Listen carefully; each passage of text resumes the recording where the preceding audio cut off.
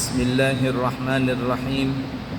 Assalamualaikum warahmatullahi wabarakatuh. Alhamdulillahi rabbil alamin. Allahumma fasalli wa sallim ala sayyidina wa nabiyyina wa maulana Muhammadin sayyidil anbiya'i wal mursalin wa ala alihi wa ashabihi wa azwajihi wa dhurriyyatihi wa man tabi'ahum bi ihsanin ila yaumiddin. Amma ba'du. Para jamaah sekalian yang disayangi Allah dan dicintai Allah, sebelum kita melanjutkan pelajaran kita di dalam kitab Qisasul Anbiya, kami pribadi dan keluarga besar Pondok Pesantren Al-Islami Nurul Anwar mengundang kepada para jamaah semuanya, Bapak Ibu, untuk bisa menghadiri acara syukuran dan wisuda anak-anak santri kami tingkat ula Usta Aulia atau SD, SMP, SMA yang insya Allah akan diadakan di hari Ahad tanggal 2 Juni 2024 dimulai dari jam 8 pagi. Kami ulangi, kami mengundang kepada seluruh jamaah agar bisa menghadiri acara syukuran wisuda anak-anak santri kami yang tahun ini lulus tingkat ula, usta dan aulia. Mudah-mudahan para hadirin bisa hadir semuanya di hari Ahad. Di hari Ahad tanggal 2 Juni 2024 dimulai dari jam 8 pagi.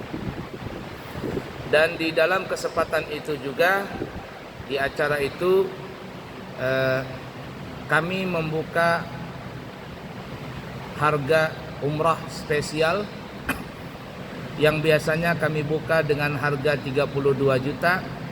Yang hadir pada saat itu dan ingin mendaftar, kami buka harga dengan harga 27 juta rupiah. Nah, ini kayaknya nggak ada lagi yang paling murah sebalik papan ini. Jadi 12 hari perjalanan, bahkan bisa sampai 15 hari, itu kami buka dengan harga 27 juta rupiah. Syaratnya adalah menghadiri acara wisuda anak-anak santri kami. Di hari itu mendaftar dan maka sudah akan mendapatkan kuota umrah dengan harga 27 juta rupiah. Mudah-mudahan bisa menghadiri semuanya ya. Dan kami juga menginformasikan, siapa tahu para jamaah mempunyai anak, cucu, keponakan atau keluarga atau siapa saja yang anaknya ingin sekolah belajar di pesantren kami Al-Islami Nurul Anwar, maka kami siap menerima santri baru dari jenjang tingkat ula, usta dan aulia, yakni dari tingkat SD, SMP dan SMA. Kami terima dari anak-anak umur 7 tahun. Asalkan anak itu bisa mandiri, maka insya Allah kami akan menerimanya dan mendidik anak itu dengan sebaik-baiknya.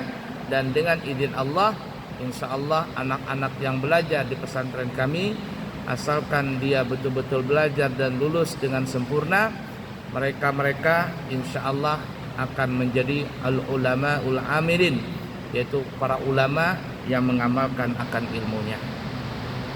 Begitu informasi yang kami bisa sampaikan. Baiklah para jamaah, untuk mempersingkat waktu, mari kita lanjutkan pelajaran kita di dalam kitab Qisasul Anbiya, karangan daripada Al-Imam Ibnu Katsir rahimahullahu ta'ala wa nafa'na bihi wa bi'ulumihi fid din wa dunya wal akhirah. Amin. Pada pertemuan yang lalu, di dalam riwayat yang lain, bahwa ketika pasukan Nabi Musa, yakni kaum Nabi Musa ya, melewati Lautan Merah, mereka bertasbih kepada Allah Subhanahu wa taala. Dan dengan tasbih itu juga hati mereka menjadi tenang dan mereka pun dengan damai, tentram, selamat melewati Lautan Merah tersebut. Itu yang kita bahas pada pertemuan yang lalu. Sampai akhirnya Allah Subhanahu wa taala membinasakan Firaun dan bala tentaranya yang dikatakan pada saat itu berjumlah 1.500.000 pasukan. Baik, kita lanjutkan kembali. Selanjutnya, masih menurut mereka, yakni menurut ahlul kitab. Kemudian Maryam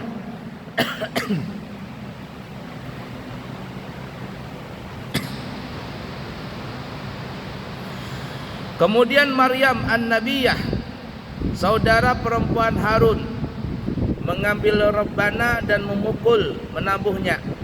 Lalu kaum wanita keluar mengikutinya, membawa rebana dan gendang. Mereka memukul rebana dan kendang sambil memahasucikan Allah Subhanahu wa taala dengan apa yang dilakukan oleh Siti Maryam.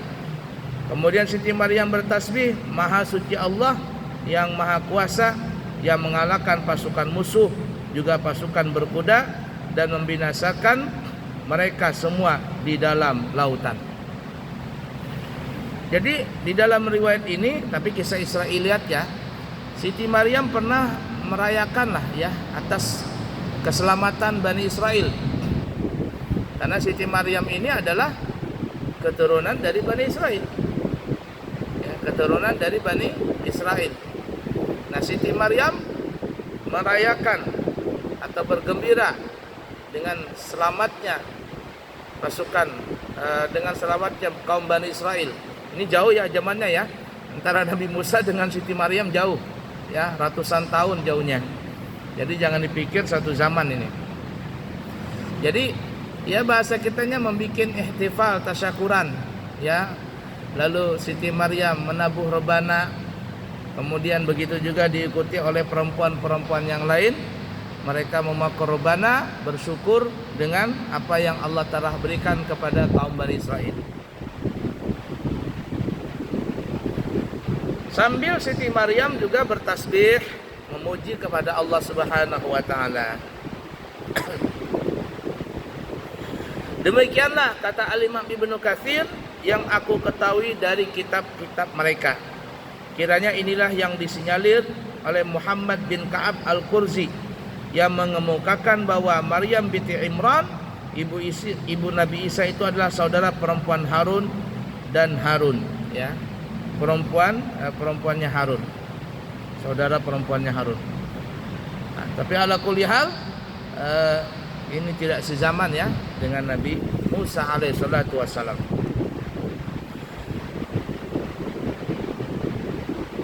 Nah, oleh karena itu, kalau ada yang mengatakan Siti Maryam itu sezaman dengan Nabi Musa, kata Imam Ibnu Katsir, itu adalah satu kekeliruan yang besar. Tidak sezaman. Ya, karena Nabi Bani Israel yang paling akhir diutus dari kalangan Bani Israel itu adalah Nabi Isa. Itu adalah penutup dari kalangan Bani Israel. Tidak ada nabi setelah Nabi Isa sampai 500 tahun lamanya baru ada nabi kita terlahir ke alam dunia ini. Ya, kurang lebih bedanya 500 tahun atau 5 abad antara Nabi Muhammad dengan Nabi Isa, dengan Nabi Isa yang terangkat ke langit. Dan di masa itu disebut namanya Ayyamul Fatrah, hari-hari kekosongan daripada para nabi dan rasul. Nah, dari saat itulah apabila ada seseorang yang tersesat di zaman Ayyamul Fatrah, mereka menyembah berhala umpama, atau mereka menyimpang dan sebagainya, para ulama banyak mengatakan orang-orang yang di zaman Ayyamul Fatrah, zaman kekosongan para nabi dan rasul, apabila mereka tersesat, mereka itu tidak dimasukkan ke dalam neraka. Nanti kalau ditanya di akhirat, kenapa engkau tidak ibadah? Kenapa engkau tidak menyembah Allah? Mereka akan mengatakan, ya Allah, saat kami hidup tidak ada nabi yang mengajarkan kepada kami. Tidak ada nabi yang mengajarkan kepada kami. Oh, kalau begitu kata Allah Ta'ala, ya sudahlah, kalian diberikan dispensasi. Ya. Nah, jadi kalau ada yang mengatakan Siti Maryam itu sezaman dengan Nabi Musa, ini salah. Kata Al-Imam Ibnu Katsir, ini sangat keliru. Ya, itu kekeliruan yang sangat besar dan tidak bisa diterima.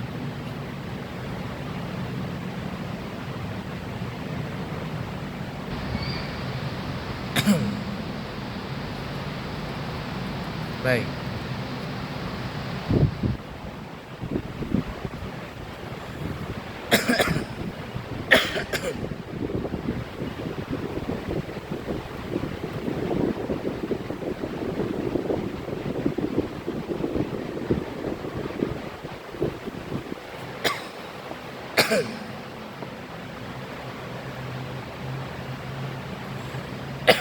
Nah, ini ya. Penabuhan gendang rebana atau apa tadi itu? Ya, apa kata orang Banjar, terbangan. Ya. Pada hari sebagaimana yang telah disebutkan di atas, karena hari itu merupakan hari besar yang paling mereka agungkan, yakni hari raya. Ini menunjukkan bahwa rebana telah disyariatkan saat hari raya. Ya, telah disyariatkan mulai di hari raya, mulai zaman dulu, pada masa dulu sebelum kita. Nah, jadi kalau ada orang yang mengingkari tentang kebolehan seseorang memukul rebana, maka itu adalah sesuatu kekeliruan. Karena rebana ini bukan hanya di zaman Nabi kita, tetapi di zaman sebelum Nabi kita sudah ada disyariatkan atau dibolehkannya seseorang memukul rebana. Dan ini mereka perempuan Bani Israel yang kita sebutkan tadi memukul rebana karena mereka itu bergembira di hari raya yang artinya hari yang kemerdekaan. Nah, bahasanya hari kemerdekaan, selamatnya Bani Israel dari kejaran Firaun. Ya, rebana ini boleh.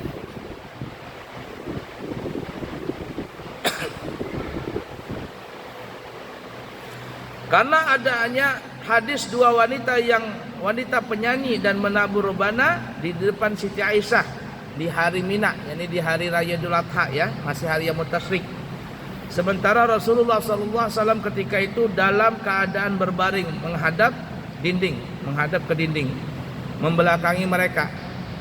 Ketika Sayyidina Abu Bakar masuk, ia melarang kedua wanita itu seraya berkata, "Apa yang kalian dendangkan? Nyanyian apa ini? Apakah ada setan di sini? Apakah ada setan di rumah Nabi kita Muhammad SAW?" kata Sayyidina Abu Bakar. Maka Nabi kita Muhammad SAW dalam hadis Bukhari menyebutkan, kata Nabi, "Da'hunna ya Abu Bakrin, fa inna likulli qaumin 'idan wa hadza 'iduna." Wahai Abu Bakar, biarkanlah dua perempuan itu memukul rebana. Biarkan dia bernyanyi, biarkan dia berdendang, biarkan dia bersyair. Kalau zaman sekarang namanya apa ya? Nyanyilah, ya. Biarkan dia nyanyi. Karena setiap kaum itu ada hari rayanya. Setiap kaum, setiap setiap umat mempunyai hari raya, dan hari raya orang Islam adalah salah satunya adalah hari raya Idul Adha. Nah, dari sini dibolehkan memukul rebana tadi. Tidak ada larangan memukul rebana sambil berdendang syair yang baik, jangan syair yang tidak baik, ya. Syair yang baik. Dan dari sini juga kita mengetahui bahwa yang mendendangkan syair-syair di depan Nabi, tapi Nabi tidak melihat perempuan itu, ya. Nabi membelakanginya, cuman mendengar. Yang melakukan dendangan itu adalah perempuan, bukan laki-laki. Jadi kalau seandainya umpama ada perempuan membuat grup rebana, membuat grup kasidah, ala kulihal, boleh-boleh saja. Nah, itu. Ini yang rame dalam beberapa minggu ini antara Ustadz Adi Hidayat dengan salah satu ustadz yang memprotes di Balikpapan nih, ya. Heboh itu. Ya, terus terang musik itu masih ada khilafiyah di antara para ulama, ya. Sedangkan rebana itu dibolehkan sama sekali, asalkan ketika mendendangkan dendangan lagu, dendangannya itu adalah syair-syair yang baik, syair-syair yang tidak melanggar norma-norma di dalam kehormatan Islam. Syair-syair yang tidak membangkitkan syahwat, yang syair-syair yang tidak menjadikan orang itu lupa dengan Allah. Ya, jadi kalau syair-syair yang baik saja dibolehkan ketika berdendang dengan diiringi Rabbana. Nah, tapi kalau dengan musik ya ala kulli hal, memang di antara ulama ada yang mengatakan boleh alat musiknya, ada yang mengatakan tidak boleh. Tapi para ulama kita di Indonesia ini, terutama di MUI ya, di MUI itu pun ada satu bidang khusus ya, yang membidangi tentang masalah kesenian. Kalau kita masuk ke kantor MUI, ada memang kalau masuk ke situ ada bidang khusus yang membidangi tentang kesenian. Salah satunya musik ini dan sebagainya. Nah, oleh karenanya siapa itu? Ustadz Ainun Najib kan ya. Beliau pernah ditanya tentang musik. Wahai Gus, bagaimana musik itu? Haram atau halal nih? Boleh atau tidak? Maka Ustadz Ainun Najib beliau mengatakan musik itu sama seperti pisau. Musik itu ibaratnya pisau. Pisau itu bisa digunakan untuk motong mangga, ngupas mangga, atau bisa motong tetangga, alias bunuh tetangga. Nah, itu pisau. Mau kalian gunakan kemana? Motong mangga, ngupas mangga, atau ngupas tetangga, alias bunuh orang. Nah, dari dalam hal ini ya, di MUI itu yang saya tahu ada bidang khusus di kesenian. Makanya ada dilombakan kasidah di MTQ itu kan ya. Ada kasidah modern, ada kasidah rebana dan sebagainya. Ala kulli hal, tentang alat musik, kalau rebana itu para ulama membolehkan, sedangkan alat musik yang selain rebana ini masih ada simpang siur dalam masalah itu. Jangan sampai kita menghina ustadz, menghina ulama yang mereka berpendapat tentang kebolehan alat musik tadi. Ya, karena ada ulama yang membolehkan alat musik tadi, tapi dengan syarat ya tadi, selama alat musik tadi digunakan untuk kebaikan, untuk menambah semangat, untuk memberikan semangat di dalam perjuangan, ya, atau dengan mendengar musik yang baik tadi umpama dia terinspirasi untuk menjadi baik.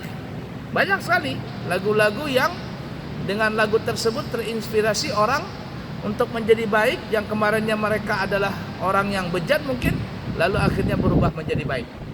Ya, ala kulli hal. Nah, jadi kalau ada yang membolehkan jangan diprotes, biarkan saja. Yang tidak membolehkan ala kulli hal, ya sudah. Silakan situ yang tidak membolehkan. Kalau seandainya tidak membolehkan musik, handphonenya jangan pakai musik, handphone ya. Jangan ada musiknya. Apalagi di TV di rumah, nggak usah pakai TV, nggak usah pakai radio sekalian. Karena semuanya itu mengandung alat-alat musik, ya, ala kulli hal. Tapi kalau alat musik itu digunakan untuk dendangan-dendangan, lagu-lagu yang keluar dari syariat Islam, atau menghina atau membangkitkan syahwat yang keluar dari norma Islam, maka ini adalah menjadi haram. Itu yang kata Ustadz Ainun Najib, musik itu ibarat kata pisau, bisa motong mangga, ngupas tetangga, atau bisa membunuh tetangga. Ala kulli hal. Sehingga kalau kita ke Timur Tengah ya, ke Timur Tengah itu ada namanya musik padang pasir, yang gambus ya, ting-tang tong-tong, ting-tang ting-tang, yang kita nyebutnya musik padang pasir, ya, ala kulli hal, itu boleh-boleh saja.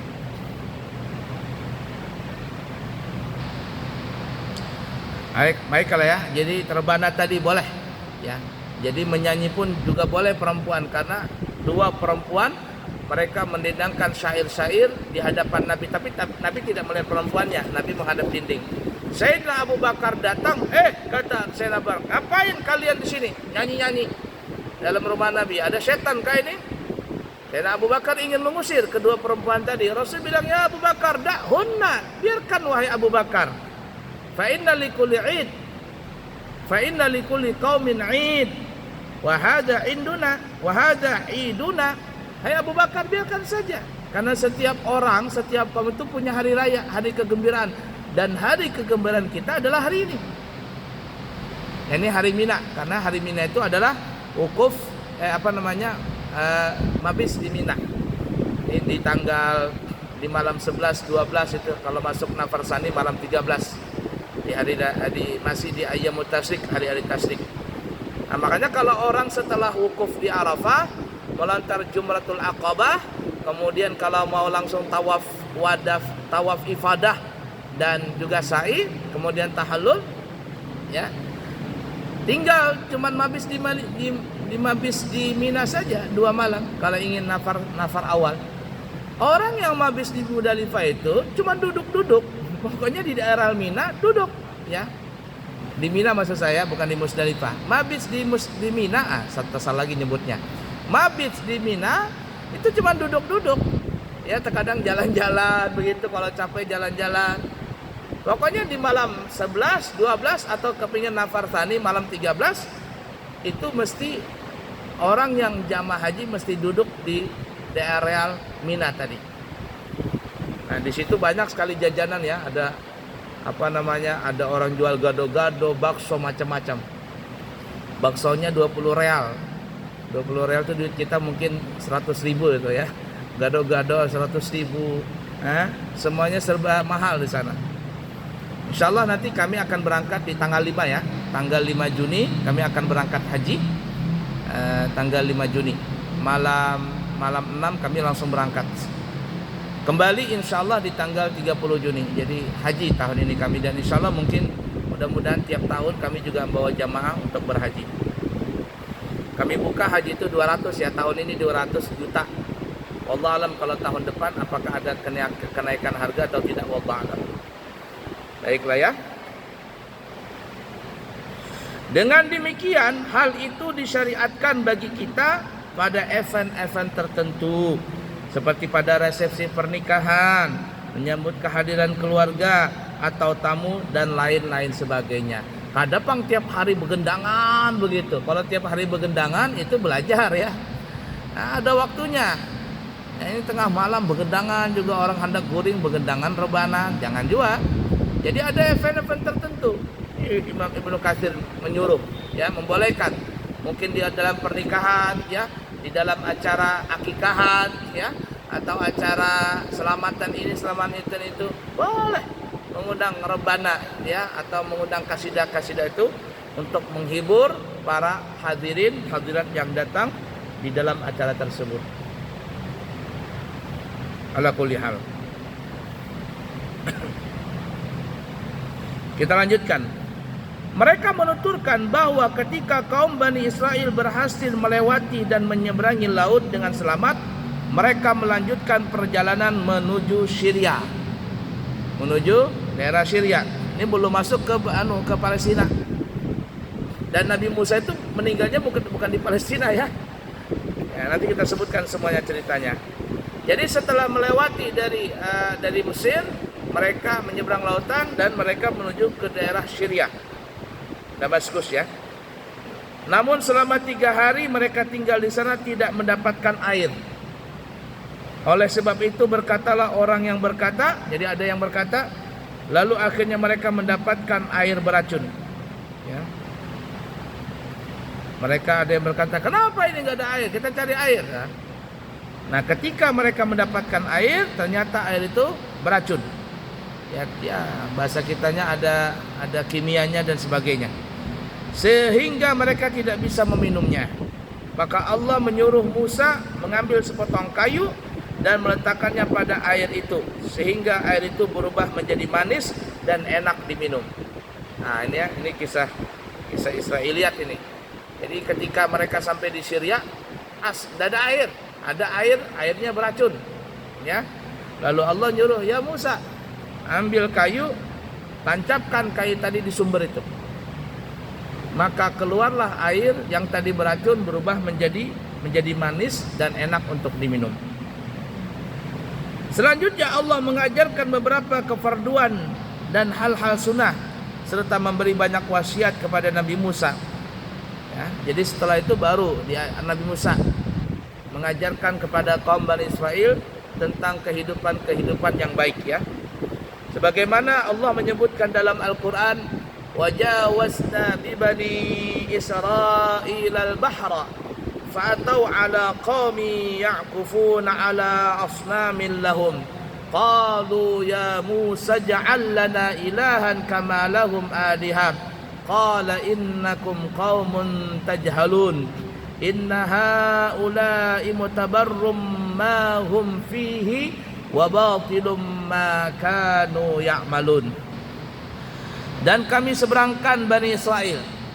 Jadi hakikatnya Allah yang menyeberangkan, Allah yang menyelamatkan. Dan kami seberangkan kaum Bani Israel ke seberang lautan itu. Maka setelah mereka sampai kepada suatu kaum yang tetap menyembah berhala mereka, Bani Israel berkata, "Hai Nabi Musa, buatkanlah untuk kami sebuah Tuhan berhala, sebagaimana mereka mempunyai beberapa Tuhan berhala." Lalu Musa menjawab, "Sesungguhnya kalian ini adalah kaum yang tidak mengetahui sifat-sifat ketuhanan Allah. Sesungguhnya mereka itu akan dihancurkan kepercayaan yang dianutnya dan akan batal apa yang mereka telah kerjakan." Mereka mengatakan sebuah kebodohan dan kesesatan padahal mereka telah benar-benar menyaksikan secara nyata ayat-ayat tanda kebesaran Allah dan kekuasaan Allah yang menunjukkan dan kebesaran Allah apa yang dibawa oleh Nabi Musa, yaitu salah satunya dengan terbelahnya lautan. Tapi anehnya namanya Bani Israel ini ya, sudah diselamatkan oleh Allah, kemudian mereka enggak punya air untuk diminum, Allah berikan air minum. Tapi karena kaum Bani Israel ini orangnya mucil-mucil, nah sampai di satu tempat mereka ada melihat orang di situ ada berhala. Lapor ke Nabi Musa, Nabi Musa, ayo bikinkan Tuhan berhala, kita mau nyembah juga," katanya nih. Wah, kata Nabi Musa, bahasa kita ini bubuhan ikam ini bungul banar. Hanyar baru beberapa lama diselamatkan oleh Allah Ta'ala. Itu Allah Ta'ala. Kenapa hendak menyembah berhala? Nah itu kan ya. Makanya tadi dikatakan qaumun tajhalun. Kalian ini adalah kaum yang bongol. Bahasa banyaknya bongol. Allah hendak menyelamatkan, kemudian minta bikin berhala. Di mana otak kalian ini ya? Innakum qaumun tajhalun. Kalian ini adalah kaum yang kada bakal bahasanya. Jarang banyak bongol nih ya. Yang demikian itu terjadi karena ketika mereka berjumpa dengan suatu kaum yang menyembah berhala, menurut suatu pendapat berhala itu berbentuk sapi. Dan nanti kita sampai ternyata Musa As-Samiri. Dan ada yang mengatakan Musa Samiri inilah yang nanti menjadi cikal bakal Dajjal ya. Ada yang mengatakan Musa Samiri ini yang nanti dikatakan menjadi Dajjal. Ya, wallahu alam, hanya Allah yang Maha tahu. Seakan-akan mereka bertanya mengenai mereka, mengapa mereka menyembah patung sapi itu. Mereka menduga bahwa dengan menyembah patung sapi itu mereka bisa mendapat manfaat dan bahaya serta manfaat dan terhindar dari bahaya serta memperoleh rezeki pada saat diperlukan. Seakan-akan sebagian orang-orang yang bodoh itu dari kalangan Bani Israel mempercayai apa yang mereka lakukan itu. Lalu mereka meminta kepada Nabi Musa untuk dibuatkan patung sebagai sesembahan Tuhan.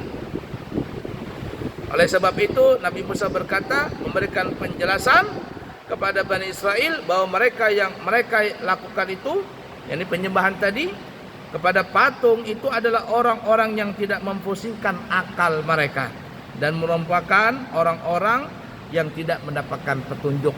Bahasa Banjarnya tadi bungul ya. Kada bakal. Inna haula'i mutabarrum ma hum fihi wa batilum ma kanu ya'malun. Sesungguhnya mereka itu akan dihancurkan, yakni penyembah-penyembah berhala tadi dihancurkan oleh Allah.